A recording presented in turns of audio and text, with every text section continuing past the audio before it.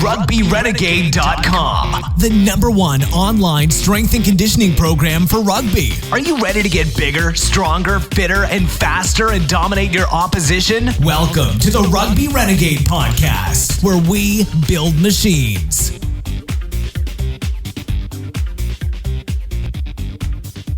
Hello and welcome to episode 15 of the Rugby Renegade Podcast. My name's Jamie Bain and today I interview Paul Cater of the Alpha Project. Paul I met probably 5 or 6 years ago now when he was head S&C at London Welsh and I was at Bedford.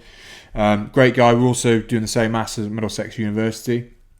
And since he's moved back to the States, set up his own gym, but he's also doing a lot of consulting with USA Rugby.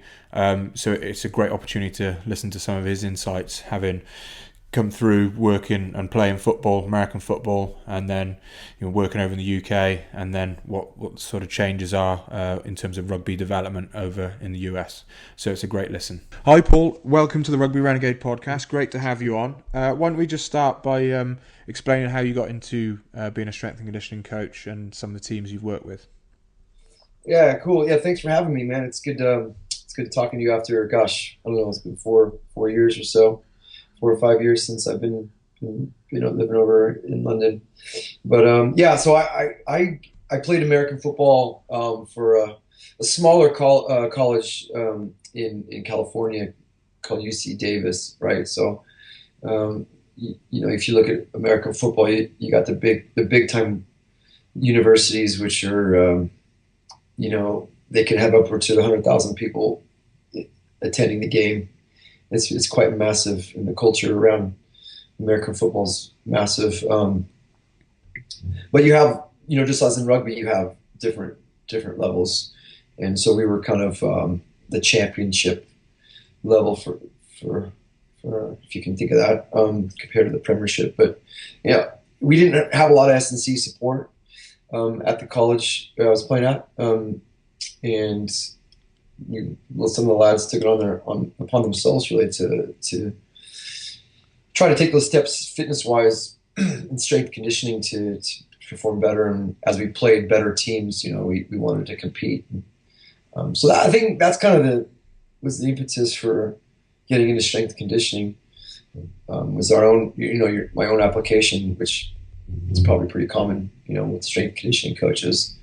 Is how do I apply this in my life to make it better, to play better, really? So I kind of started there, and then and then after that, started to do some internships and whatnot, and then got a job with London Wasps in 2005 as my first real strength conditioning gig, which admittedly, I probably didn't know how good I had it, but they were looking for something different, American bloke who could probably bring some American football insight into the game.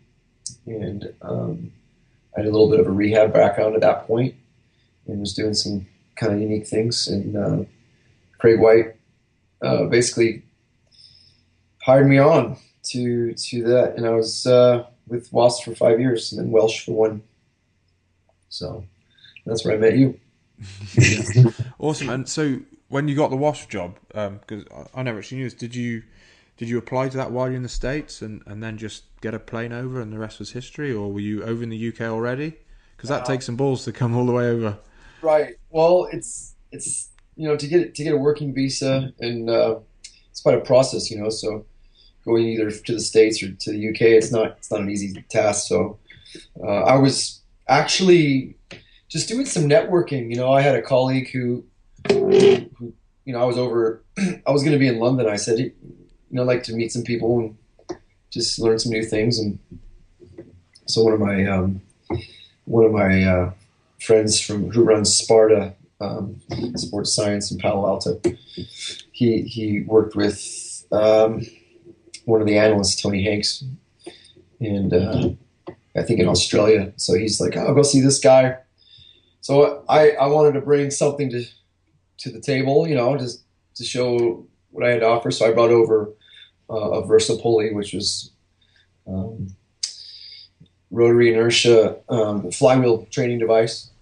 And kind of that started a conversation, and yeah, but to backtrack, I played football in Spain in Barcelona, and I was dating a girl over there or whatever. So I just said, I'll pop down to London, and the rest is history, really. So I went to a game, first rugby match ever I've ever seen in my life.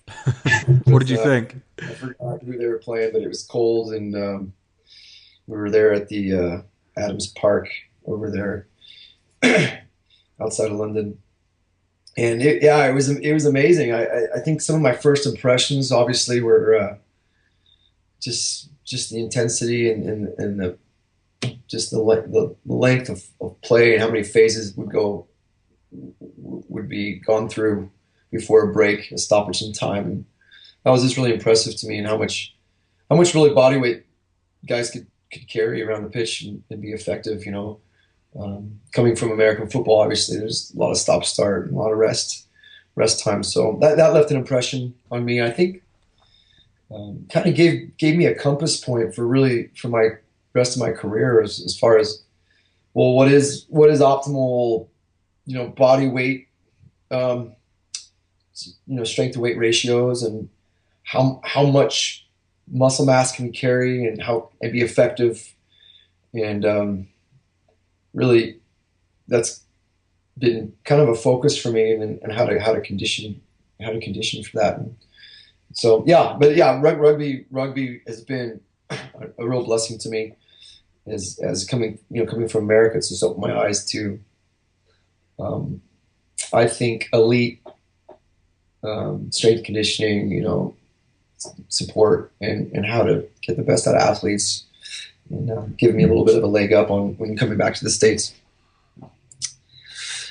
So it's been a great journey, but rugby's been an important part of my life and my career for sure.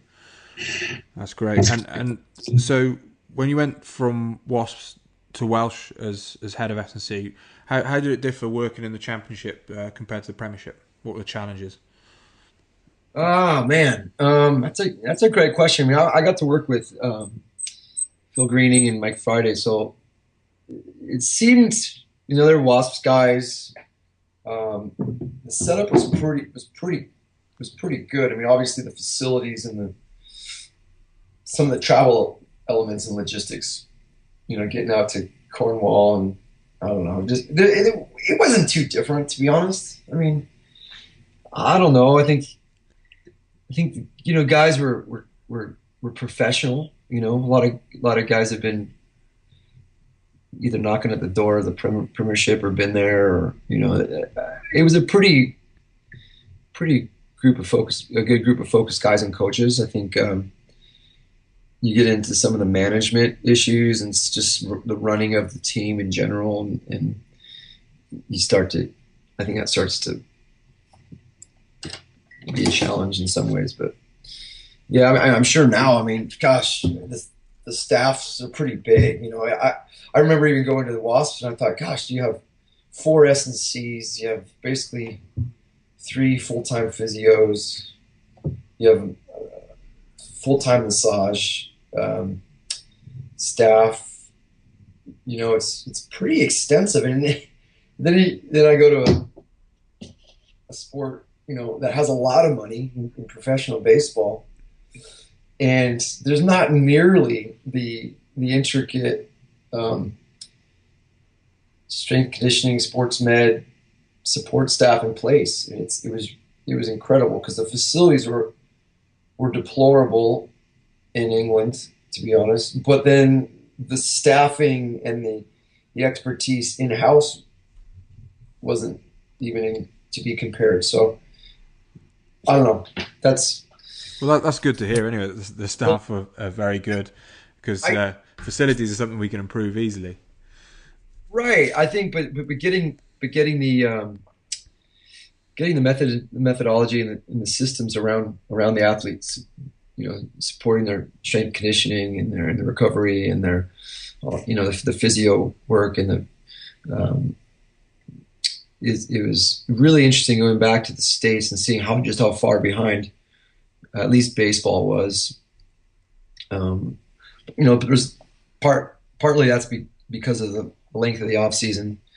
There's longer off seasons. It's not a full time. You're not in control of the athletes full time. Baseball, obviously, there's a game every day. Yeah, there's just different resources, and then they pay guys millions and millions of dollars, and they can't pay a strength conditioning coach hardly peanuts. So it's, I was making more money with Wasps than I was with the Orioles. There was a more intuitive system of rehab of I was kind of acting as a rehab coordinator there, so going in between the strength conditioning and the physios and kind of coordinating individual projects. That's non-existent. I mean, we're trying to implement that in Major League Baseball, So there's a lot of great things that were going on even in 2005 at Wasp, and they were pouring a lot of resources, enough to bring me over, pay for working visas and all kinds of stuff. So I was pretty fortunate. I was really fortunate. I didn't really know it at the time either. So in retrospect, I should have appreciated that probably a bit more. But yeah, it's obviously a great club, and doing very well at the moment this year. Looking back and with your football background, what did you try and bring to rugby? We talked a bit about it before, but what did you try and bring to rugby, and what do you think is being sort of used over in the States in football now, conversely from rugby? Right. Yeah. As we talked earlier. Well, let's put it this: when I was over there in 2005, to start out, I think they started to have the first NFL games at Wembley Stadium, right? So definitely, or they might have had. I know they had some NFL Europe going on before that. Yeah. But around that time, there was a growing interest in the NFL. I think NFL is putting more money into their European marketing system to grow awareness for the game. But the lads, we go to the game, and I think we even had a couple of the teams come practice at our facility in Acton, over there in West London. So you started to see a little more interest in bigger bodies, moving faster, harder collisions, and that's directly relative to the strength conditioning support, and with the science moving forward, you're able to create bigger athletes who could sustain fitness longer. And when you have bigger, stronger, more powerful athletes, you're going to have harder collisions, and there's going to be some implications for that, So I think at that time, there was a growing interest in, hey, how do we, what can we glean from this NFL, this American football derivative of what was all once rugby, before we started allowing to throw forward passes and more set plays and stuff. So, if I could put it simply, it's like, okay, collision. How do you in violence, in bigger hits, and more power, more more agility, footwork. Watching these NFL running backs move, and it's impressive. So, over the last decade, we've seen bigger athletes out there on the pitch. I think it's maybe some of the rule changes have prohibited maybe the size and the strength. Size, but collision, the ability to beat another team physically, right? Yeah. And I don't know if that's on track, but on the flip side, you get American football, right? So more up tempo offensive schemes, less rest in between plays, the ability to be fit enough to do that, just changing body types, the issues with concussions and massive collisions that happen. There's been rule changes there. There's rugby. There's been a growing movement of teaching youth how to tackle in a rugby style. So, in that regard, American football is learning a lot from rugby. So, I think I don't know if that was the main reason why I was brought over, but I think there were some definite perspectives that I had were, especially in the weightlifting categories, and how to implement the core lifts, the Olympic lifts, speed work, agility work. That was, I think, kind of a newer, not newer concepts, but growing awareness of those pure speed, power elements of the game. If that makes sense. I don't know. I was kind of rambling there. But. No, I get you, because I guess that's something that's been going on in even high school weight rooms in the US is, good integration of the Olympic lifts, power lifts, and speed work into the football training. Whereas, kind of, as you said, based on kind of facilities, it's something that's only starting to develop over here. Right. So yeah, there's a matrix of, you need a facility where you can drop weight, throw weight, which was somewhat rare. In the early 2000s, it was like a lot of times you're working out at a general fitness gym where you can't drop anything. You can't, So I know Wasps converted their cafeteria, or I think it was like the dining hall, into the weight room. So, and it created, so I was able to be part of kind of that front end of a lot of the strength conditioning through what was going on at Wasps, I think, and the power endurance work and being able to do repeated explosive maneuver, exercise to induce this power endurance, this metabolic conditioning effect. That was before really CrossFit was even known. I mean, not even in the United States. Now, I'm sure in England too, it's just a CrossFit gym in every corner. Yeah. And even Sally, Sally businesswoman's doing cleans like everyone else. So there's been a movement, but that's been in the high schools here for quite a while. But anyway, now the general population, everyone's a Olympic lifting specialist now. So definitely. Not always the best thing though. We've moved nicely into a bit of sort of training talk now. So this is a question we ask all our guests on the podcast. What do you think is the biggest mistake rugby players make when it comes to strength and conditioning? Oh man. The context I've been in let me try to remember, the last 4 years I've been with the USA women. Okay. So, that's an interesting question, because you kind of get this mix of U.S. culture with obviously like a U.S. rugby culture. So, I don't know. I think, that's an interesting question. I'm gonna have to circle back around to that one. The biggest mistake. That's all right. Have a think. The other thing, and you mentioned it earlier, the Versa pulley, and I see quite a lot of stuff on your social media. Why don't you just explain a little bit about that and the eccentric loading you use? Yeah, I can answer both those questions in one. I think a mistake in the metabolic conditioning, power, however you want to call it, right? Is we just don't look enough at how well we load. So everything's a concentric explosive movement. I think when you add the grappling, when you add the wrestling in, you get more of that static strength, time under tension.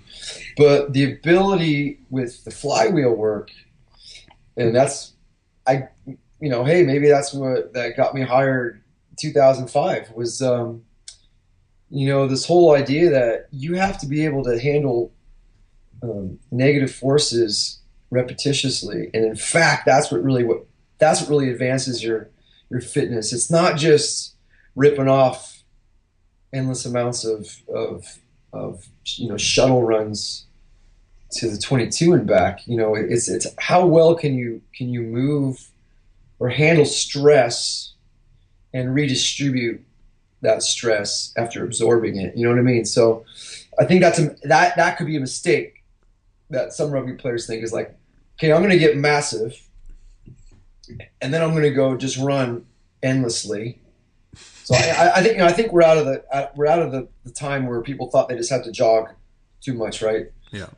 Or they need to go on these long runs. You need an aerobic base for sure, but okay, so it's let's go lift, let's get as big as we can, and then let's just rip out repeated, sprint intervals. But what people are doing, and I think what the flywheel does, the verse pulley, and now I'm using a device called the K-Box, which works on a linear, on a cylinder rather than a spinning cone. So, but I use both equally. But anyway, what that allows you to do is to create this energy efficiency where you're having to repeatedly load what you produce concentrically. So your eccentric overload proportions under higher and higher rep count, and so you're maintaining power, but it's directly relative to how well you can eccentrically overload, which I don't think is looked at enough.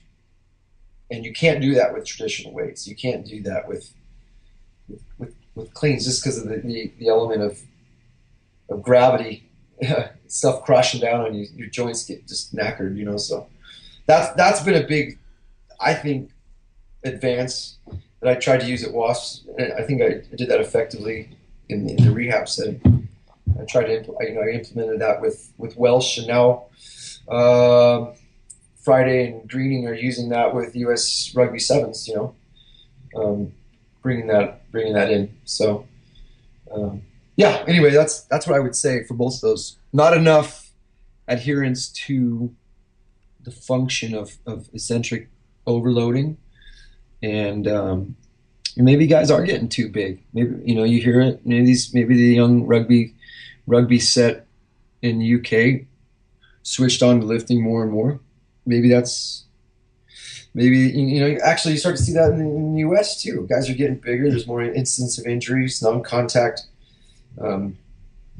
ACL ruptures, for example. It's like guys are getting bigger. They're getting more powerful. Can they handle that size and power effectively, and can they do it over time? So I don't know if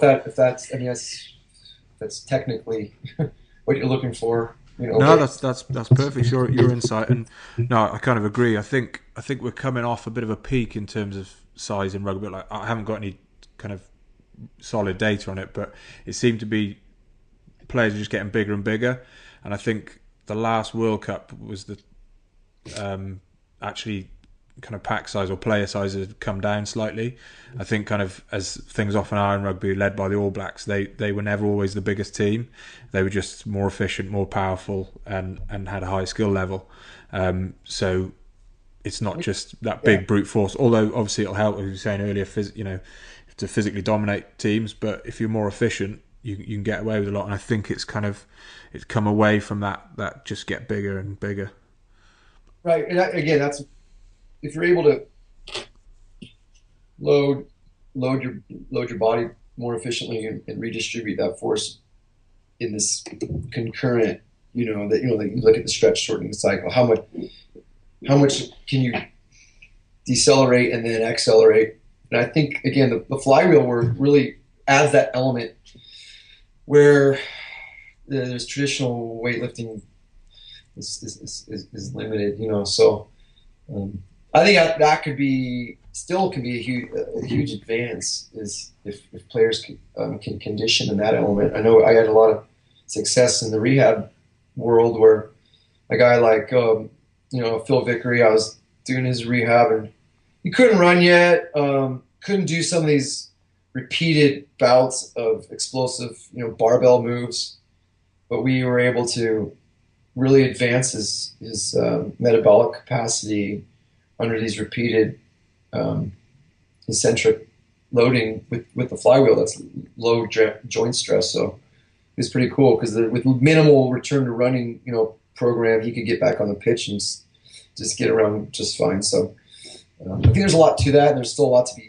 be explored with that. And I'm kind of trying to still work into that and do some research and whatnot. I have a research study that's coming out shortly just about that very thing, comparing repeated barbell movements to the verse pulley in the similar, we use the high pull to compare. But that should be coming out shortly. It should be interesting. Yeah, it will be interesting. I think you're right that kind of eccentric training doesn't really get the focus it deserves. I think it's probably used quite a lot for injury prevention. You know, your glute ham raises and things like that.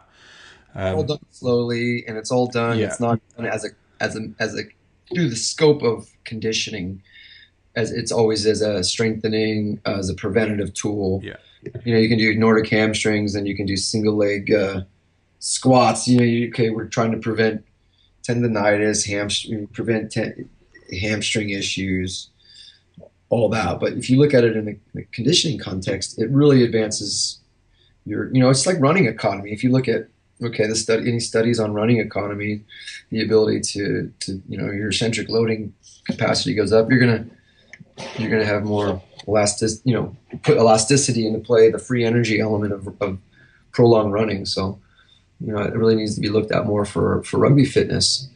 And it's not just running people into the ground. I mean, I know like with all the GPS data, we try to limit running so much, but I think we can even go a step further in looking into our weight and our strengthening protocols to blend in more with our fitness protocols, and taking that further down the road. So, yeah, so mistakes, lifting too much, running too much, okay? Yeah, definitely. It's finding that balance, isn't it? Yeah, going to the extremes of both to the point where you almost work against it because you're looking for a feeling. And if one thing with coming in and dipping in and out of rugby, as I can do consulting for USA Rugby and then go back to baseball where there's no running hardly, there is, more so for pitchers, but like you start to see rugby players are so keen to try to be for the fitness, and coaches are so scared of not being fit that they really get in the way of looking at the structure of the human body and how efficient it can be through proper movement, through good mechanics, through weight rooms, something, resting more. So I know there's been instances where a coach will run off all the good work you've done in the weight room, and you're like, man, that's okay. So it's almost out of fear. It's like it's almost a fear element of I'm not going to be fit enough, and it's like, I don't know. I think that's a side note, more of an abstract thought there. Yeah, definitely something that needs to be worked on, the relationship with the coaches and the S&C staff. Now, another thing we talked about a little off there was I mentioned I think that rugby is the fastest growing sport in the US. How do you see things change now? Obviously, with your work with USA Rugby. Well, there's more resources. Obviously, the Olympics have played a huge part gaining exposure. We have a lot of foreign coaches wanting to live and work in the United States, which is, hey, who wouldn't want to go live in California and train, get paid to train, rugby. But I think there's a genuine interest in it. I think I work with students a lot too, younger students, and there's a growing interest in just safety, child safety, and I can say firsthand that if I learned how to tackle in a rugby context rather than just launching my head and shoulders and neck at other guys because I have a helmet and shoulder pads, I definitely wouldn't have these degenerative disc issues I have now. I had a lot of concussions, so I think parents are even looking for other options other than football. A game I love, American football is a game I love and played, but they're looking for different options: lacrosse, rugby. I think it's driven by parents. It's driven by the old guard rugby guys who want to grow the game, and the foreign coaches that are coming over. I mean, dude, I know 5 ex-Wasps that are coaching in the U.S. And yeah, because is Mike Friday Sevens head coach? Is that right? Yeah, and Greetings helping him out, and I know there's a couple players that are coaching club teams and college, university levels, and helping the USA structure out too. So there's a lot of, I think, opportunity for growth here. Like you got facilities, you got the infrastructure, right? So there's more resources coming in, driven by either Olympic money, Olympic money. There's more like full-time residencies at the Olympic training centers and a little more of a centralized, system. College games growing, women's games growing. I mean, I'm working with the women primarily, and so yeah, there's a lot of people here. There's a lot of facilities here, and there's a lot of parents who want to put their kids and stuff too. So that's all good signs of growth, But it'll be interesting to see how things develop over there. Paul, just lastly, a bit more about yourself and what you do now with the Alpha Project. Tell us little bit about that and where people can learn more about yourself. Yeah, cool. So I came home, worked in baseball, consulting, rugby, whatnot. I just wanted to have a local place to train, really have training camps, invite people in from around the world to train. It's a cool area. There's the beach and the mountains in California. It's centrally located in California, but my wife had a good job here, so I said, I'll sell my flat in London, buy some equipment, and it was about four years ago, but we've grown, and but it's a place where I think you can get good training done. You can discover, I think, more that intrinsic motivation for why we even train, and give that third space where it's not your coaches, it's not your parents in a lot of cases. There's no external pressures other than just you training under good guidance. And we're probably the world's leader in flywheel technology here. We have wall to wall, wheels spinning with all those fitness elements. We integrate the Olympic lifts. We integrate vibration training. We have a good healthy balance between, application and that art of how to apply the science, but also some good data collection and some good technology. And, so that's my passion, is really influence the world through training. But rugby is so a key element in that, because it's the gold standard for a strength conditioning coach to test himself. How do you create these bodies that can perform for 80, 90 minutes, under extreme stresses, internally and externally. So rugby leads the way. It's really important to me. But we work with all different sports, all different athletes. But alphasportscience.com is our website, and we're growing little by little, but just want to be a steady presence and a good resource to people. So that's about it. Just keep it simple, have fun, and just gather good people around. Really, it's a pretty simple concept. Yeah, that sounds great. And of course, we'll share a link to your website in the show notes, and we'll look forward to seeing that research paper come out as well. Yeah, man. Yeah, it's I miss my my London, my English, UK colleagues. I hope to be over there soon.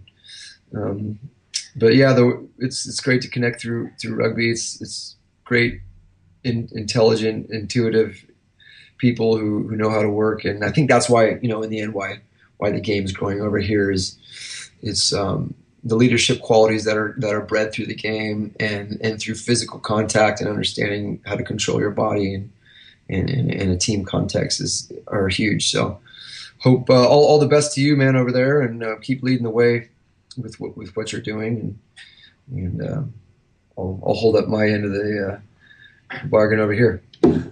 Thanks, Paul, and thanks again for taking the time to speak to us. All the best. Yeah, you too. Look forward to talking to you later. Bye. So thank you, Paul. Great to catch up with you after all these years, and thank you for sharing your insights into everything rugby strength and conditioning. I look forward to your research paper coming out, and recommend anyone to check out Paul's website, alphasportscience.com. In the meantime, guys, make sure you subscribe on iTunes, TuneIn, SoundCloud or Stitcher. Give us a 5-star review, and then keep checking out rugbyrenegade.com and check out the ebooks we've got and any articles that are coming up. There's loads of exciting stuff. So till next time. Thanks for listening to the Rugby Renegade Podcast. For more quality rugby strength and conditioning information, check us out at rugbyrenegade.com. Rugby Renegade, building machines.